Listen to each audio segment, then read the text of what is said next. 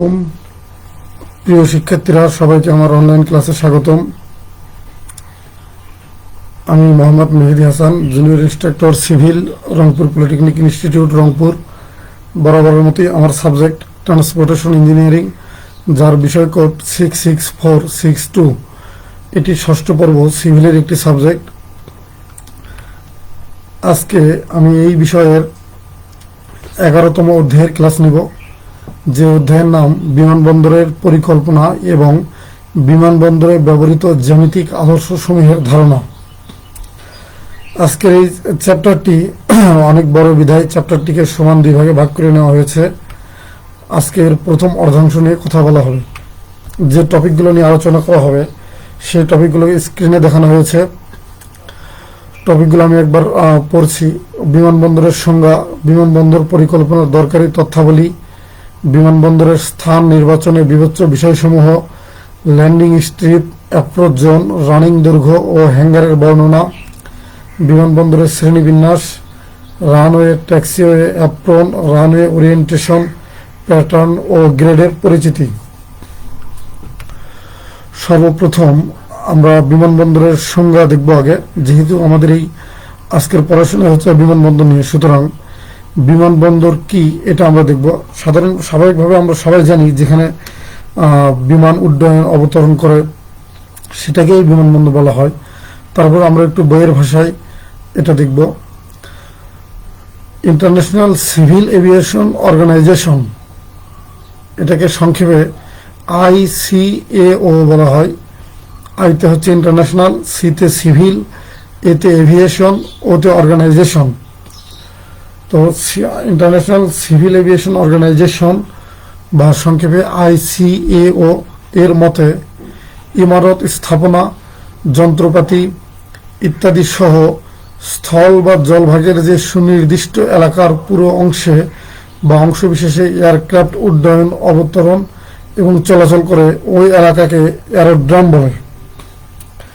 যেসব এরোড্রাম বাণিজ্যিক সেবা প্রদানে ব্যবহৃত হয় তাকে এয়ারপোর্ট বলে। আসলে এয়ারপোর্ট এবং এরোড্রাম মূলত একই জিনিসই। বিশেষ করে বয়স্ক বা প্রাচীন লোকজন যারা, তারা কিন্তু অনেকেই এয়ারপোর্টকে এরোড্রাম বলে।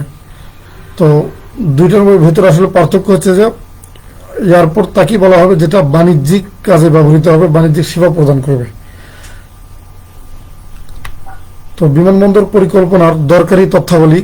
বিমানবন্দর পরিকল্পনার সাথে আমাদের অনেকগুলো তথ্য সংশ্লিষ্ট রয়েছে। বিমানবন্দর যে এলাকার জন্য করা হবে,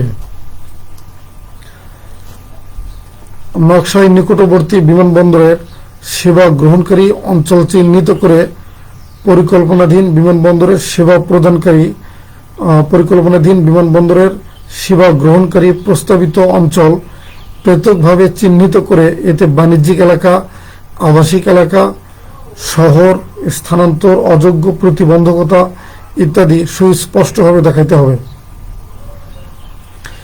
বিমানবন্দর কার্যাবলীর ধরন, বিমানবন্দরে যে ধরনের কাজ হবে সেগুলোর ধরন শুধু বর্তমানে নয়, উন্নয়নের সাথে সাথে ভবিষ্যতে বিমানবন্দরের কি ধরনের কার্যক্রম হবে, যাত্রীবাহী বিমান, কার্গো, প্রশিক্ষণ বিমান ইত্যাদির ওঠানামার এবং এতদূর সংক্রান্ত কি কি কার্যাদি সম্পূর্ণ করতে হবে, এ বিষয়ের তথ্যাদি এবং বিভিন্ন ধরনের কাজের জন্য কত সংখ্যক জনগণের বা কত সংখ্যক লোকের দরকার হবে, গাড়ি পার্কিং ও বাণিজ্যিক এলাকার জন্য কি কি পরিমাণ স্থানের দরকার হবে ইত্যাদি সংক্রান্ত তথ্যাদিও সংগ্রহ করতে হবে। 3 নম্বরে রয়েছে বিমানবন্দর ব্যবহারকারী জনগণের পরিমাণ। বিমানবন্দর জনগণকে বাণিজ্য ও বিনোদনের ক্ষেত্রে ভ্রমণের সেবা প্রদান করে থাকে। সেক্ষেত্রে কি পরিমাণ লোক নিয়মিত সেবা গ্রহণ করবে, কি পরিমাণ লোক শুধুমাত্র বিশেষ বিশেষ সময়ে সেবা গ্রহণ করবে, ব্যক্তিগত বা কোনো প্রতিষ্ঠানের বিমানবন্দর ব্যবহার করবে কি না ইত্যাদি তথ্য সংগ্রহ করতে হবে। সম্ভাব্য এয়ার ট্রাফিকের পরিমাণ। এয়ার ট্রাফিক মানে হচ্ছে বিমান। আমরা যেমন অন্যান্য চ্যাপ্টার পড়ার সময় যখন ট্রাফিকের কথা বলছিলাম, তখন ট্রাফিক বলতে আমরা আসলে গাড়িকে বোঝাচ্ছিলাম। একইভাবেই এয়ার ট্রাফিক বলতে এখানে আমরা বিমানকে বোঝাবো। তো আমাদের সম্ভাব্য এয়ার ট্রাফিকের পরিমাণ হচ্ছে, মানে বিমানবন্দরে কত সংখ্যক এয়ার ট্রাফিক চলাচল করবে, ভিন্ন ভিন্ন ধরনের এয়ার ট্রাফিকের ফ্লাইংয়ের জন্য ভিন্ন ভিন্ন বিমানবন্দর দরকার হবে কিনা ইত্যাদির সম্ভাব্য তথ্যাবলী সংগ্রহ করতে হবে এবং এই বিষয়গুলোকেও বিবেচনায় রাখতে হবে। বিমানবন্দরের ক্ষমতা, প্রতিটি বিমানবন্দরকে একটি নির্দিষ্ট ক্যাপাসিটি পর্যন্ত তারা ধারণ ক্ষমতা রেখেই তাকে ডিজাইন করা হয়। কাজেই বিমানবন্দরের ক্ষমতা কেমন হবে এটা আগে থেকে বিবেচনায় রাখতে হবে। বিমানবন্দরের ধরন ও আকার আকৃতি,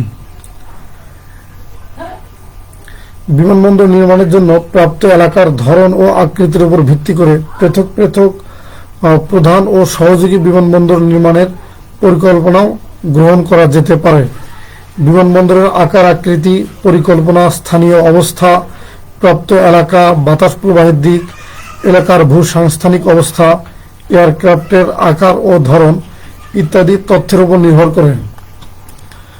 নিকটবর্তী অন্যান্য বিমানবন্দর, নির্মিতব্য বিমানবন্দরের আশেপাশে যদি অন্য কোনো বিমানবন্দর থাকে তাহলে সেই বিমানবন্দরের প্রকৃতি, কার্যক্রম, উন্নয়ন, অর্থনৈতিক ও পরিচালনার অবস্থা, নিরাপত্তার জন্য গৃহীত পদক্ষেপ ইত্যাদি সংক্রান্ত তথ্যাবলী গভীর মনোনিবেশ সহকারে অধ্যয়ন করে প্রস্তাবিত বিমানবন্দরের পরিকল্পনা গ্রহণ করতে হবে। আমি আশা করছি আমার কথা শুনতে কোনো সমস্যা হচ্ছে না।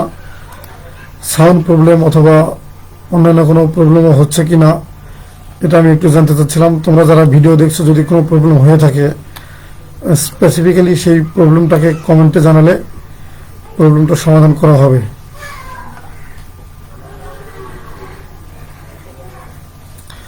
তো ঠিক আছে, আমি আবার আমার টপিকে ফিরে যাচ্ছি।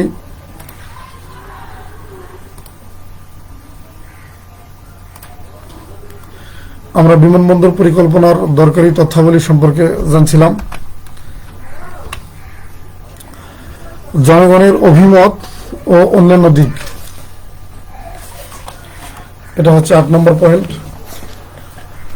বিমানবন্দর উন্নয়ন পরিকল্পনায় সাধারণ জনগণের মতামত স্টাডি, স্থানীয় খবরের কাগজের সম্পাদকীয় জনগণের সাথে আলাপ আলোচনায় প্রাপ্ত তথ্যাদির উপর অগ্রাধিকার দিতে হবে, কেননা তারাই এর সুবিধা ভোগ করবে এবং প্রকারান্তরে তারাই এর উন্নয়নের ব্যয়ভারও বহন করবে।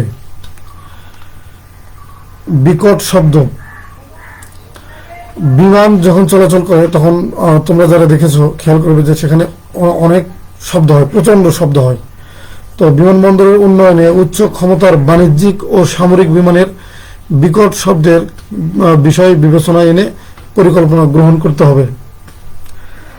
ভূমির মূল্য ও সম্পদের ক্ষয়ক্ষতি, নতুন বিমানবন্দর স্থাপনের কারণে এর সাথে সম্পর্কিত শিল্প প্রতিষ্ঠানের জন্য জমির মূল্য বৃদ্ধি পায়, কিন্তু এর চতুর্দিকের আবাসিকগণ বিকট শব্দ ও বিমান দুর্ঘটনার মানসিক ভীতিতে দূরবর্তী নিরাপদ এলাকায় স্থানান্তরিত হয়।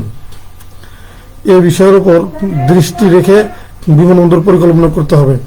ভূমির মূল্যের সাথে এখানে যে কথাটা না বললেই নয় যে শিল্প প্রতিষ্ঠান ও বাণিজ্যিক প্রতিষ্ঠানের জন্য জমির মূল্য বৃদ্ধি পায়, কিন্তু বিমানবন্দরের আশেপাশে এলাকা আবাসিক বসবাসের জন্য মোটেই কমফোর্টেবল কোনো এলাকা নয়, কারণ এখানে বিমানের অত্যন্ত বিকট যে শব্দ, এটা একটা বড় ধরনের একটা অসুবিধার সৃষ্টি করে। সাথে সাথে বিমান দুর্ঘটনা যে একটি ভীতি, এই ভীতিটা জনগণের মধ্যে কাজ করে, যে কারণে বিমানবন্দরের আশেপাশে এলাকা বাণিজ্যিক কাজে ব্যবহৃত হলেও এটা আসলে আবাসিক এলাকার জন্য খুব বেশি কমফোর্টেবল নয়। প্রয়োগযোগ্য আইন, বিমানবন্দর উন্নয়নে পাবলিক ফান্ডের অর্থ খরচ সংক্রান্ত বিধি, সরকারের ভূমি দখল করার অধিকার, প্রতিবন্ধকতা অপসারণ, অনুমোদিত অঞ্চলে নতুন কাঠামো নির্মাণ ইত্যাদি সংক্রান্ত বিধি সম্পর্কিত তথ্যাবলী গুরুত্বের সাথে বিবেচনা করতে হবে। পর্যটক ট্রাফিক, বর্তমান বা ভবিষ্যৎ এলাকায় পর্যটক ট্রাফিকের আগমন সংক্রান্ত তথ্যাদি বিমানবন্দরের প্রয়োজনীয়তার ক্ষেত্রে অবশ্যই মূল্যায়ন করতে হবে। বেসরকারি সহযোগিতা, বিমানবন্দর একটি বিমানবন্দর নির্মাণ এবং সেটি পরিচালনা অত্যন্ত ব্যয়সাধ্য একটি বিষয়। সাধারণত আমাদের মতো দেশের ক্ষেত্রে সাধারণত সরকারের ফান্ডি বা সরকারের অর্থায়নে বিমানবন্দর নির্মাণ করা হয়। তবে যদি বেসরকারি সহযোগিতা পাওয়া যায় তাহলে নির্মাণ কাজটা আরও অনেক সহজ হয়ে যায় এবং সরকারের উপর এর চাপও কম পড়ে। কাজেই বেসরকারি সহযোগিতা যেন পাওয়া যায় সেজন্য আমাদেরকে বেসরকারি উদ্যোক্তাদের সাথে যোগাযোগ রক্ষা করতে হবে। ভবিষ্যৎ উন্নয়ন পরিকল্পনা। ব্যক্তিগত বিমানবন্দর পরিকল্পনার ক্ষেত্রে প্রথমে অতীব প্রয়োজনীয় দিকগুলো সম্পাদনের পর ভবিষ্যতে ধাপে ধাপে অন্যান্য দিকের উন্নয়নের দিকে লক্ষ্য রাখতে হবে।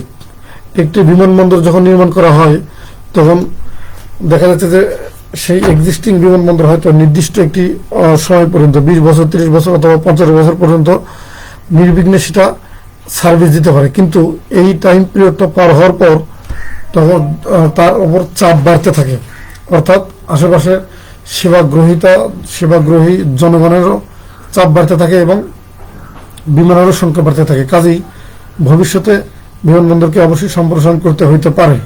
সেক্ষেত্রে বিমানবন্দর আমাদেরকে এমনভাবে নির্মাণ করতে হবে যেন ভবিষ্যতে সম্প্রসারণের সুযোগ থাকে।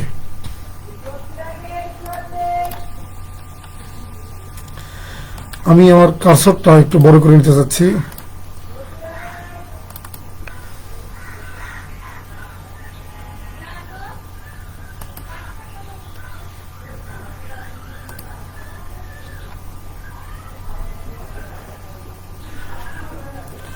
সরি, একটু সময় নিচ্ছে। আচ্ছা, ওকে।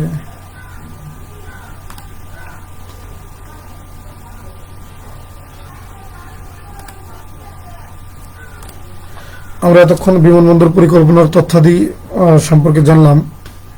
এখন আমরা জানব বিমানবন্দরের স্থান নির্বাচনে বিবেচ্য বিষয়সমূহ। বিমানবন্দরের স্থান নির্বাচনের বিবেচ্য বিষয়সমূহকে আমরা কয়েকটা ক্যাটাগরিতে ভাগ করেছি।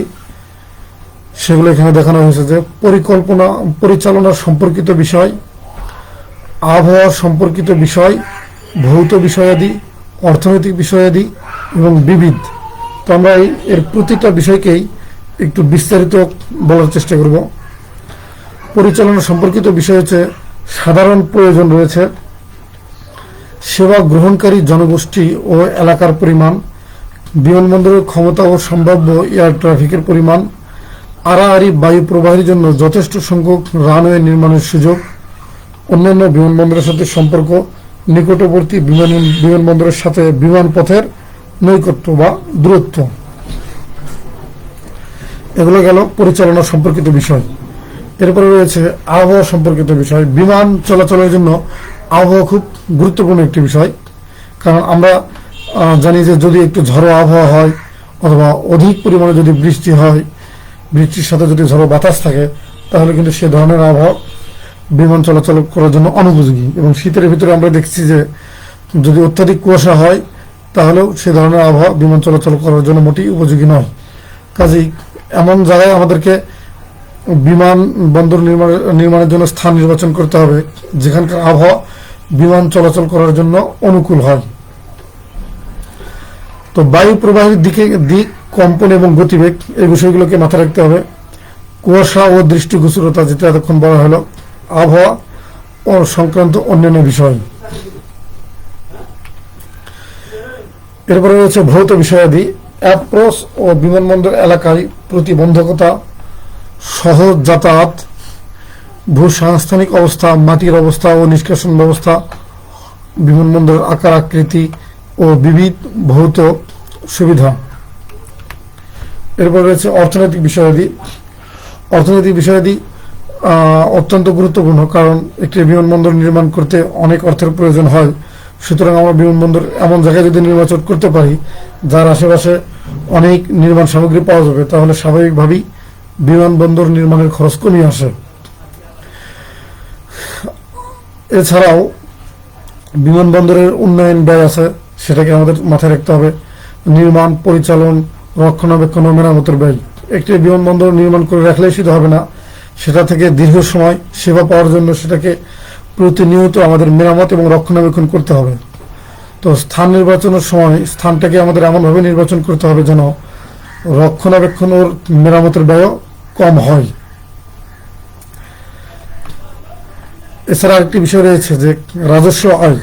বিমানবন্দর নির্মাণ করতে যেহেতু সরকারের অনেক বেশি পরিমাণে অর্থ ব্যয় হয়, সুতরাং বিমানবন্দর নির্মাণের পর যেন সেখান থেকে সরকার রাজস্ব পায়, সেই রাজস্বটা যেন এমন অঙ্কের রাজস্ব হয় যে নির্মাণ খরচ উঠে আসার পরেও যেন সেখান থেকে প্রফিট পাওয়া যায়।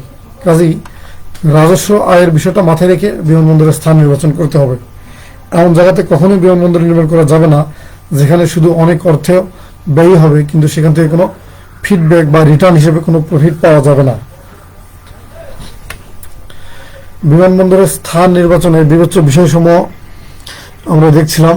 এর ভেতরে একেবারে শেষে যেটা আমাদের রয়েছে সেটা হচ্ছে বিবিধ বিষয় রয়েছে। বিবিধ বিষয়ের ভিতর রয়েছে হুকুম দখলকৃত সম্পত্তির মালিকদের মনোভাব।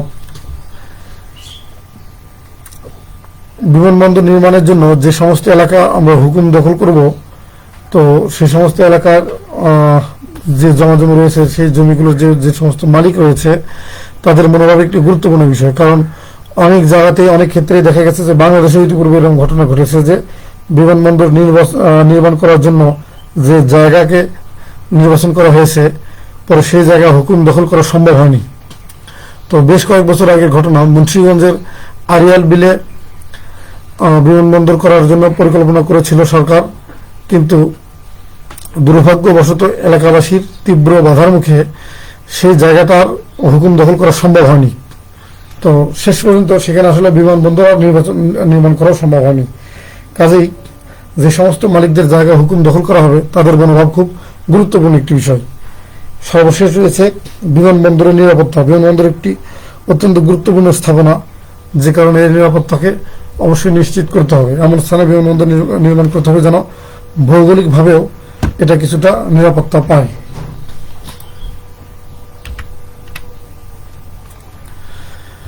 এরপর আমরা বিমানবন্দর সংক্রান্ত কিছু গুরুত্বপূর্ণ টার্মের সাথে পরিচিত হব। Landing strip, approach zone, running দৈর্ঘ্য ও হ্যাঙ্গার। তো আমরা প্রথমে দেখি যে ল্যান্ডিং স্ট্রিপ কি।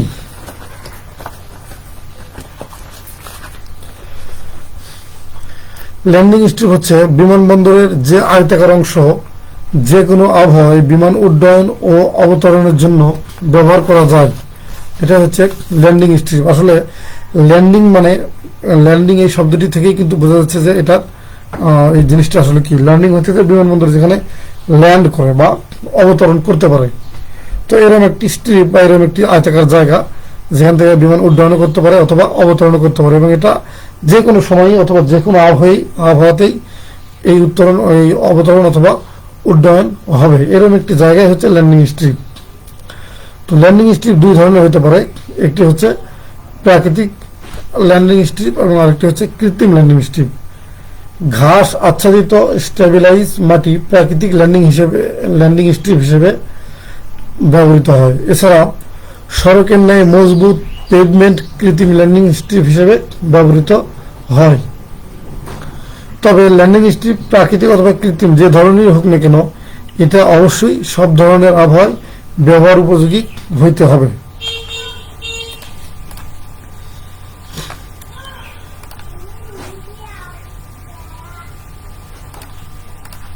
আমরা ল্যান্ডিং স্ট্রিপ নিয়ে পড়ছিলাম। তো ল্যান্ডিং স্ট্রিপ একটি চিত্র দেখা যাক। চিত্রে একটি ল্যান্ডিং স্ট্রিপকে দেখানো হয়েছে যে ল্যান্ডিং স্ট্রিপের ভেতর কি থাকতে পারে। শোল্ডার আছে, তারপরে রানওয়ে আছে এবং দুই পাশেই শোল্ডার আছে। এরপরে রয়েছে ট্যাক্সিওয়ে রয়েছে, ম্যানহোল থাকতে পারে, ড্রেন থাকতে পারে এবং বেস, সাববেস সবকিছু মিলিয়ে আসলে ল্যান্ডিং স্ট্রিপ। অ্যাপ্রোচ জোন, বিমান সবসময় একটি ঢালু পথ দিয়ে অবতরণ বা উড্ডয়ন করে যা গ্লাইড পাথ নামে পরিচিত। আমরা জানি যে বিমান হেলিকপ্টারের মতো একদম সরাসরি উঠতে পারে না অথবা সরাসরি অবতরণ করতে পারে না। এটি একটি ঢালু পথ দিয়ে ধীরে ধীরে উড্ডয়ন করে অথবা ধীরে ধীরে অবতরণ করে। এই ঢালু পথটার নাম হচ্ছে গ্লাইড পাথ।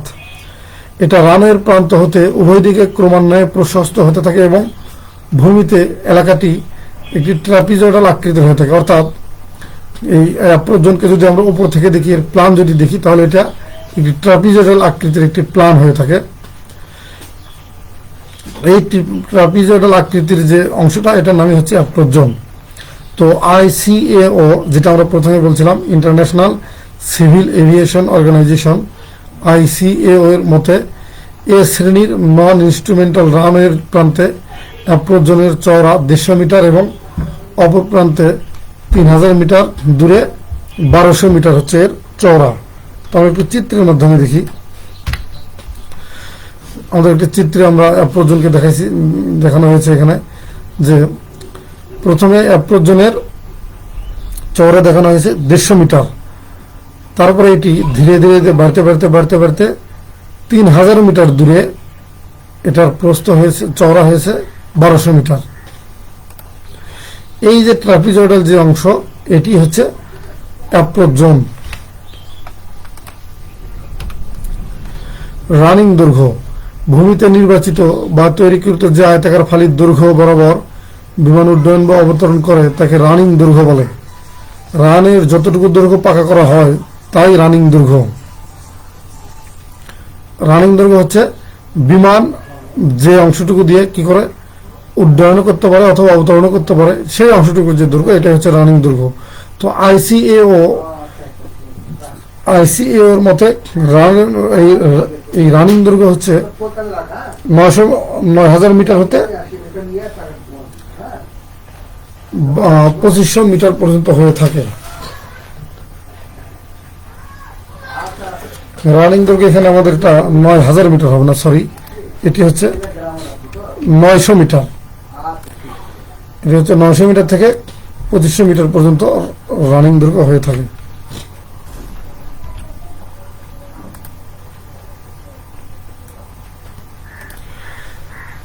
বিমানবন্দরের শ্রেণীবিন্যাস। তো বিমানবন্দরের শ্রেণীবিন্যাসের আগে আমি একটি কথা বলি, যে এই landing strip, approach zone, running দৈর্ঘ্য ও হ্যাঙ্গারের পরে কিন্তু আসলে আমাদের একটি ম্যাথ সলভ করার কথা ছিল, গাণিতিক ম্যাথ সলভ করার কথা ছিল। তো এটা আমরা পরের ক্লাসে করব। তো বিমানবন্দরের শ্রেণী বিন্যাস হচ্ছে, বিমানবন্দর দুই ধরনের বিমানবন্দর হয়ে থাকে, আন্তর্জাতিক বিমানবন্দর এবং অভ্যন্তরীণ বিমানবন্দর। তো এই দুই ধরনের বিমানবন্দরের আমরা সংজ্ঞা সহ এর বিস্তারিত পার্থক্য এখানে দেখব। পার্থক্যের বিষয় প্রথম কলামে দেখানো হয়েছে, যে সংজ্ঞা রয়েছে, বিমানবন্দরের ধরন এবং সংখ্যা রয়েছে, এলাকার পরিমাণ, রানওয়ের দৈর্ঘ্য, রানওয়ের প্রস্থ, সংখ্যা, নির্মাণ ব্যয়, মালিকানা, পাসপোর্ট ও শুল্ক, এগুলো রয়েছে। তো আমরা আন্তর্জাতিক বিমানবন্দর এবং অভ্যন্তরীণ বিমানবন্দরের ভেতর পার্থক্য দেখব। প্রথমে রয়েছে সংজ্ঞা। বিদেশ গমনকারী বিমান উড্ডয়ন ও অবতরণে ব্যবহৃত বিমানবন্দর, অর্থাৎ যে বিমানবন্দর থেকে বিভিন্ন দেশে বিমান উড্ডয়ন অবতরণ করবে সেটা হচ্ছে আন্তর্জাতিক বিমানবন্দর। পক্ষান্তরে অভ্যন্তরীণ বিমানবন্দরে শুধুমাত্র দেশের ভেতরেই বিমান চলাচল করবে, এটা হচ্ছে অভ্যন্তরীণ বিমানবন্দর। বিমানবন্দরের ধরন ও সংখ্যা। আন্তর্জাতিক বিমানবন্দর অনেক বড় আকারের বিমানবন্দর, বৃহৎ পরিসর, এবং এখানে বিমানের সংখ্যা অনেক বেশি। আর অভ্যন্তরীণ বিমানবন্দরে এটা ছোট পরিসরের বিমানবন্দর এবং এখানে বিমানের সংখ্যা কম। তো এলাকার পরিমাণ, এটা আন্তর্জাতিক বিমানবন্দর হচ্ছে সুবৃহৎ এলাকা, আর অভ্যন্তরীণ বিমানবন্দর অপেক্ষাকৃত ছোট্ট এলাকা। রানের দৈর্ঘ্য, এটা হচ্ছে 1500 মিটারের অধিক দৈর্ঘ্য হয়ে থাকে, আর এটা 700 থেকে 1500 মিটারের মধ্যে হয়ে থাকে। রানের প্রস্থ বড়, কমপক্ষে 40 মিটার বা তার অধিক হবে, এবং 3-এর অধিক সংখ্যা হবে, রানের সংখ্যা হবে 3-এর অধিক। এদিকে প্রস্থ কম হবে এবং রানের সংখ্যা কম হবে, একটি বা দুটি হবে। নির্মাণ ব্যয়, যেহেতু বড় বিমানবন্দর সুতরাং আন্তর্জাতিক বিমানবন্দরের নির্মাণ ব্যয় বেশি, আর অভ্যন্তরীণ বিমানবন্দরের নির্মাণ ব্যয় কম। মালিকানা, এটা রাষ্ট্র হয়ে থাকে, এটা ব্যক্তি হয়ে থাকে, অথবা অন্য কোনো প্রতিষ্ঠানে হতে পারে। পাসপোর্ট ও শুল্ক। আমরা অনেকেই ছোটবেলায় মনে করতাম যে দেশের এক জায়গা থেকে আরেক জায়গায় বিমানে চলাচল করতে গেলে হয়তো আমাদের পাসপোর্ট দরকার, কিন্তু এটি আসলে ভুল ধারণা। শুধুমাত্র এক দেশ থেকে আরেক দেশে যাইতে গেলে আমাদের শুধুমাত্র পাসপোর্ট দরকার হয়। দেশের ভেতরে চলাচল করতে গেলে কোনো ক্রমেই পাসপোর্টের প্রয়োজন নেই। এবং কোনো শুল্কের প্রয়োজন নেই। এগুলো শুধুমাত্র প্রয়োজন হয় আন্তর্জাতিক বিমানবন্দরের ক্ষেত্রে।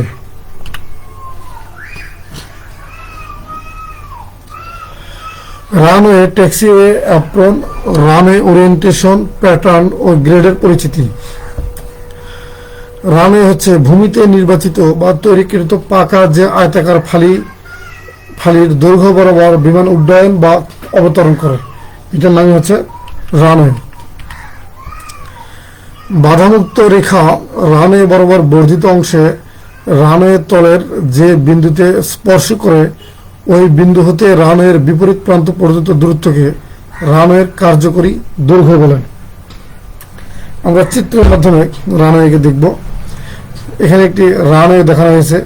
এই যে এই হ্যাশ করা যে অংশটুকু, এটা হচ্ছে রানওয়ে। তো এখানে রানওয়ের দৈর্ঘ্য দেখানো হয়েছে, যে প্রান্ত থেকে এই প্রান্ত পর্যন্ত দৈর্ঘ্য, এটা হচ্ছে রানওয়ের দৈর্ঘ্য। তারপর রানওয়ের কার্যকরী দৈর্ঘ্য হচ্ছে একদম এই প্রান্ত থেকে একবারে এই শেষ পর্যন্ত রানওয়ের কার্যকরী দৈর্ঘ্য। এখানে ল্যান্ডিং স্ট্রিপও দেখানো হয়েছে। তো আমরা আগের চিত্রে দেখছিলাম যে রানওয়ে হচ্ছে মূলত ল্যান্ডিং স্ট্রিপের একটি জায়গা। ল্যান্ডিং স্ট্রিপের একদম মাঝখানে যে জায়গাটা, এটা হচ্ছে রানওয়ে। এখানে রানওয়েতে এখানে এই যে গ্লাইড পাথ দেখানো হয়েছে, যেটা আমরা বলছিলাম যে একটি নির্দিষ্ট ঢালু করে একটি পথ নির্মাণ করা হয়েছে। এটা হচ্ছে গ্লাইড পাথ বা গ্লাইড রেখা দিয়ে এখানে সেটাকে দেখানো হয়েছে, যেটা ঢাল 1:30। তো এই গ্লাইড পাথ যখন শেষ হবে তখনই আসলে বিমান রানওয়েতে প্রবেশ করবে, যেখানে দেখানো হয়েছে যে রানওয়ের প্রবেশ বিন্দু, এবং এই যে একেবারে শেষে হচ্ছে থামার বিন্দু। এই পর্যন্ত হচ্ছে রানওয়ের দৈর্ঘ্য।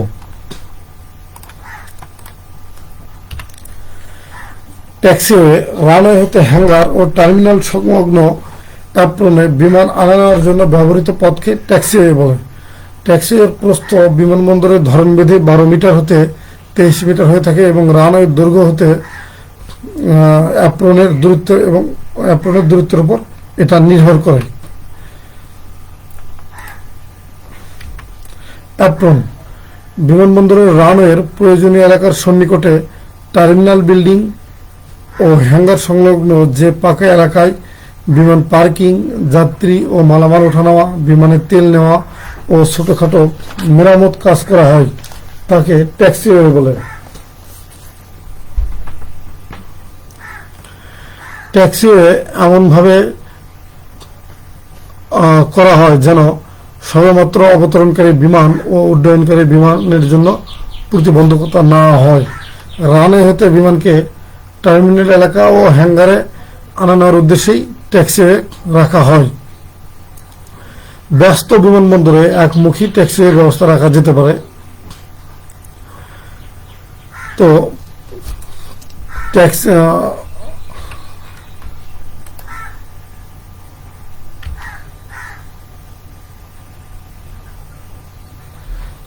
আমরা এতক্ষণ ট্যাক্সিওয়ে দেখলাম, এখন আমরা একটু অ্যাপ্রন পড়তেছিলাম। আমরা অ্যাপ্রন দেখব।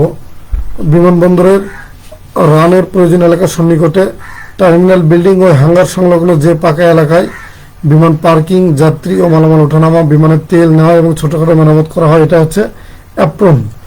অ্যাপ্রন 3 ধরনের অ্যাপ্রন রয়েছে: লোডিং অ্যাপ্রন, হোল্ডিং অ্যাপ্রন এবং ফুয়েলিং অ্যাপ্রন। লোডিং অ্যাপ্রন আবার 2 ধরনের রয়েছে: প্যাসেঞ্জার অ্যাপ্রন এবং কার্গো অ্যাপ্রন। প্যাসেঞ্জার অ্যাপ্রন হচ্ছে যে বিমানের যাত্রীর আরোহণ বা অবতরণে যে অ্যাপ্রন ব্যবহার করা হয়, এটা হচ্ছে প্যাসেঞ্জার অ্যাপ্রন। আর কার্গো অ্যাপ্রন হচ্ছে বিমানে মালামাল ওঠানামার জন্য যে অ্যাপ্রন ব্যবহার করা, এটা কার্গো অ্যাপ্রন। তো হোল্ডিং অ্যাপ্রন হচ্ছে বিমান উড্ডয়নের পূর্বে ব্যস্ত বিমানবন্দরে রানওয়ে হতে অন্যান্য বিমান সরানো, ইঞ্জিন চূড়ান্তভাবে পরীক্ষা করে নেওয়া, ছোটখাটো যন্ত্রপাতির সাধারণ মেরামত ও পরীক্ষার জন্য রানওয়ের প্রান্তের নিকটে যে অ্যাপ্রন থাকে তাকে ওয়ার্ম আপ অ্যাপ্রন বা হোল্ডিং অ্যাপ্রন বা রান আপ প্যাড অ্যাপ্রন বলে। তো এই হোল্ডিং অ্যাপ্রন কিন্তু অনেকগুলো নাম আমরা দেখতে পাচ্ছি, যে একটি রয়েছে যে ওয়ার্ম আপ অ্যাপ্রন রয়েছে, অথবা হোল্ডিং অ্যাপ্রন, অথবা রান আপ প্যাড। এরপর রয়েছে ফুয়েলিং অ্যাপ্রন। আমরা এটার নাম দেখে বুঝতে পারছি যে ব্যস্ত বিমানবন্দরে বিমানের জ্বালানি তেল সরবরাহকালে যানজট হতে মুক্ত রাখার জন্য জ্বালানি সরবরাহের জন্য অ্যাপ্রন থাকে, একে ফুয়েলিং অ্যাপ্রন বলে।